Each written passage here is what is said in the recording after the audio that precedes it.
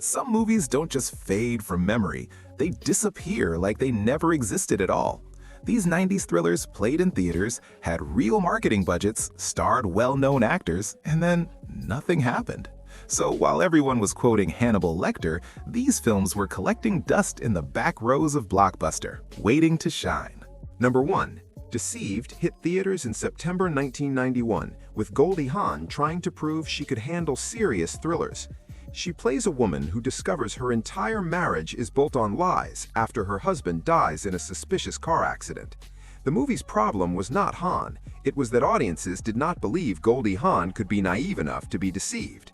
Director Damon Harris filmed the movie's museum scenes at the Guggenheim, closing entire sections for weeks. John Hurd, who played the husband living a double life, created two completely different physical mannerisms for each identity. He used different walking styles and different ways of holding silverware. He never told Hawn which version he would use in each take. The Egyptian necklace that becomes important to the story was a real antiquity on loan, insured for $2 million. The insurance company required an armed guard on set every day it appeared on camera. The movie disappeared from memory almost immediately, but Hawn's performance proved she could handle darker material. Audiences simply preferred her smiling. Number 2, Pacific Heights should have been huge. Michael Keaton played a psychotic tenant who terrorized landlords Melanie Griffith and Matthew Modine in San Francisco's most expensive neighborhood. It was released in September 1990, right after Keaton's success as Batman, but audiences were not ready to see him as a cold, calculating sociopath who understood tenant law better than most lawyers. John Schlesinger directed the movie like a documentary about living in rental hell. Look, I know you're in there. I can hear you in there. I've got a key, so if you don't open the door, I'm just... Keaton's character, Carter Hayes, never raises his voice, but he slowly destroys his landlords' lives using cockroaches, construction noise, and legal loopholes. The film was shot in a real Victorian house at 1243 19th Street in San Francisco that cost $2 million, even in 1990. Keaton improvised the scene where he breeds cockroaches in jars. The props department had prepared fake ones, but he demanded to use real insects. It turns out the real villain Gotham needed protection from was not wearing clown makeup. He was filing noise complaints and breeding roaches in Victorian San Francisco. Number 3. Mortal Thoughts barely appeared in theaters, but it starred Demi Moore and Bruce Willis at the height of their fame, with Willis playing against type as an abusive drunk.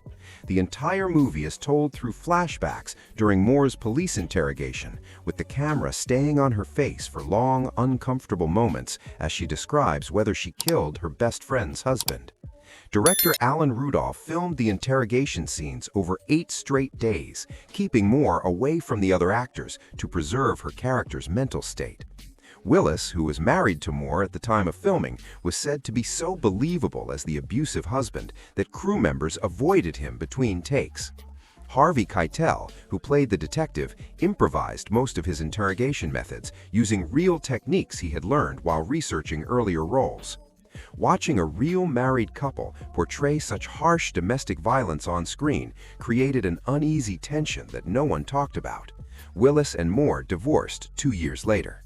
Number 4, Bad Influence paired Rob Lowe with James Spader in March 1990, just months after Lowe's real-life videotape scandal at the Democratic National Convention. The casting was intentional. Curtis Hanson wanted someone who could convincingly corrupt Spader's buttoned-up analyst character, and Lowe's public image made him perfect for a role about hidden cameras and blackmail. The pier scene, where Lowe's character beats a mugger with increasing violence, was filmed in one continuous take at Lowe's insistence. He wanted the change from protector to predator to feel smooth and unbroken. Spader learned how to pick locks for the movie because he said his character would carefully learn from the man corrupting him. The videotape scenes in the film use the exact same type of camera involved in Lowe's scandal, a Sony Video 8. Hansen said this was a coincidence, but the props department later admitted it was chosen on purpose. Lowe was playing himself, playing a sociopath, and somehow that extra layer made the whole thing more disturbing than fiction alone ever could. Number 5, One False Move was released in limited theaters in 1992 and may be the best thriller almost nobody saw. Bill Paxton plays a small-town sheriff who's about to confront three killers fleeing Los Angeles, unaware that one of them has a past connected to his town. Carl Franklin directed the film with such confidence that Roger Ebert personally supported it, even calling theater owners to push for a wider release. The movie's opening murder scene was filmed in a single house over 18 straight hours, with the actors staying awake the entire time to keep the exhausted, drug-fueled energy of the killers.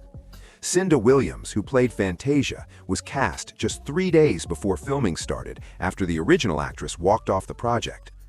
Billy Bob Thornton, who co-wrote the film and played one of the killers, based his character on people he knew growing up in Arkansas. He and co-writer Tom Epperson wrote the script in 2 weeks while living in the same apartment, passing pages back and forth. No one expected it, but this 2-week script, written in a shared apartment, became the work that turned Paxton into a leading man and Thornton into Hollywood's favorite choice for portraying Southern menace. Number 6. While Dead Calm officially premiered in April 1989, it did not reach most American theaters until early 1990, which makes it a 90s thriller by default. Nicole Kidman and Sam Neill are trapped on a yacht with Billy Zane, who may have killed everyone on his previous boat. The entire film basically features 3 actors and one setting, the open ocean. Director Philip Noyce filmed on real open water for 2 months, which made the cast genuinely seasick. Kidman performed her own stunts, including the moment when she is knocked overboard during a storm. That was not planned. A real wave struck unexpectedly, and Noyce kept the cameras rolling. Billy Zane spent 3 weeks alone on the abandoned yacht to method act his character's isolation. He later said he began having conversations with himself that concerned the crew listening in over the radio. It is a rare thriller where the ocean itself becomes the 4th character. Unpredictable, isolating, and ultimately more dangerous than any human villain could be. Number 7. Unlawful Entry turned home security into home invasion when Kurt Russell and Madeline Stowe make the mistake of trusting Ray Liotta's Officer Pete Davis after a break-in. Released in June 1992, Liotta made his cop feel like he truly believed he was the hero of the story. He rode along with LAPD officers for a month, and several admitted they knew cops who had crossed similar lines. The scene where he plants drugs in Russell's car was based on a real LAPD scandal that happened during filming. Director Jonathan Kaplan chose to film in a middle-class Los Angeles home rather than a mansion to make the invasion feel real and believable to average viewers. The movie's most uncomfortable scene, where Liotta stands in the couple's bedroom at night just watching them sleep, was his idea. He had heard about a real case where an officer did exactly that for months before being caught.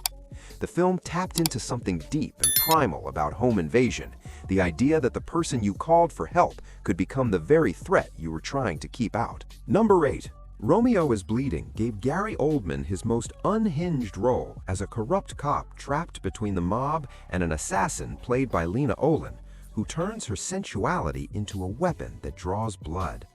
Released in February 1994, it flopped so badly that most people have never heard of it, but Oldman considers it one of his favorite performances. Olin trained for 4 months to perform the scene where she kills someone using only her thighs while handcuffed to a bed. She dislocated her shoulder during rehearsal, but kept filming. The scene where she seems to cut off her own arm was done with the help of a magic trick consultant who taught her sleight of hand. Oldman's character narrates from the future, recording his story on cassette tapes in a diner. They filmed those scenes last, after Oldman had lost 20 pounds, to show the physical toll of his character's downfall.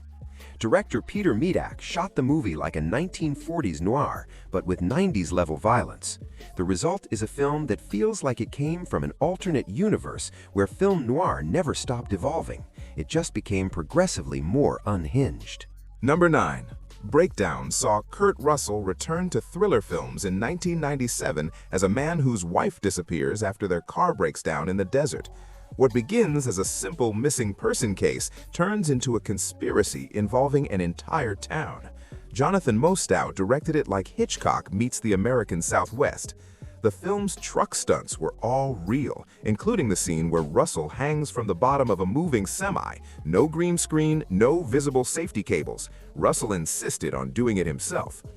J.T. Walsh, who played the villainous trucker, never blinked during his close-ups, a detail he added after studying sociopathic behavior. He died just months after the film's release, making this one of his final roles. The scene where Russell discovers the conspiracy involves the whole town was filmed with real locals from Victorville, California. Mostow told them to act naturally suspicious, and their genuine unfriendliness made the paranoia feel real. It's the perfect nightmare scenario for the AAA era. Your car breaks down in the middle of nowhere, and the only people around to help are the ones waiting for someone just like you to get stranded. Number 10. Eye for an Eye gave Sally Field her darkest role as a mother who learns about her daughter's murder over the phone and decides the justice system isn't enough when the killer goes free. Released in January 1996, audiences were not ready to see America's sweetheart planning cold-blooded revenge. The opening phone call scene was Field's first day of filming. Director John Schlesinger gave her an earpiece so she could hear the dialogue being performed live in another room, making her reactions completely genuine. Kiefer Sutherland played the killer with such casual evil that Field couldn't look at him between takes. The movie's vigilante support group scenes were based on real organizations in Los Angeles. Several members visited the set and made the cast uneasy with their blunt discussions of revenge fantasies. Sally Field spent her career making us believe in the power of kindness. But this film asked, what happens when kindness runs out? And no one was ready for that answer.